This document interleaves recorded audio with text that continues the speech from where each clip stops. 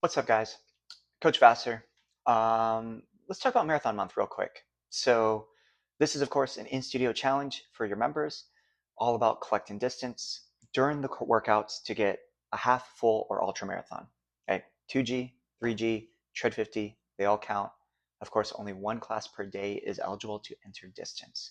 Now, in terms of best practices for the members, recognize that in August, there are going to be some weird templates. There are going to be a few switch templates. There's also going to be a few run rows. Okay. If members don't have heart rate monitors, highly encourage them to purchase one because it's going to be less math for them to remember their distances. Also, if you've never done Marathon Month before, or you just need a refresher, remember that the actual coached portion of the treadmill is what counts for distance collection. So the 5-minute warm up in the 2G, 6-minute warm up in the 3G, the 7-minute warm up in the tread 50 classes, those do not count. And then also the 90 or the 2 minutes to 3 minutes of transition time when you rotate stations, that does not count either. Okay. That being said, one of the best things you could have members practice and really try to focus on doing a lot of is when they go up to their treadmill. We are creatures of habit. We're used to it. You get to your treadmill, you tap your name, you hit go to enter, hit the start key, and you start taking off. But if we're not tracking that information, they're going to have to clear out their screen. And then they're going to have to remember what they did specifically during the 22, 23 minute, 37 minutes, 15-minute time that you're coaching them, right? My recommendation, and this is what I had my members do for the past few years, is sure, go up to the treadmills, tap on your name, but that's it.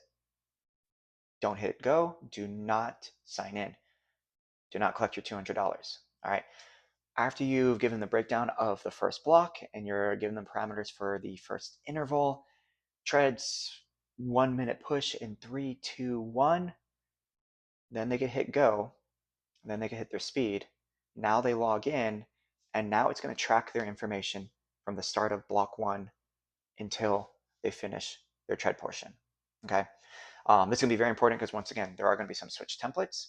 There are going to be some run rows, right? And if you're constantly clearing out the screen, you're going to have to do math. And in the past, the challenge tracker was set up where you could have people enter in the first time they were on the treadmill in a switch template, and then again, like on a second time they come to the treadmill, they could put a different distance in. As of time of this recording, I looked on the challenge tracker for those specific days on the templates. That function is not there, right? So they could only enter in one distance and that's it. Okay, so that can be very frustrating for members. So once again, if they don't have a heart rate monitor, purchase one. Okay, otherwise they're gonna have to do the old-fashioned way, pen and paper. Okay, and this helps people kind of hold them accountable, and that way, worst case scenario, if they forget to enter in their distance after class because they didn't log in until the start of the block, after that transition time, maybe they walked for 30 seconds. That's probably only going to be about a 0.02, 0.03 extra distance, not that big of a deal. So when they shut down the treadmill, the summary is going to be near accurate enough for people to say, hey, I got, 2.13 miles. Cool. We could put that in for you in case you forgot. So that's my take on it. If you guys have any other opinions, sure, I'd love to hear it. Otherwise, that's what I would recommend when it comes to doing Marathon Month.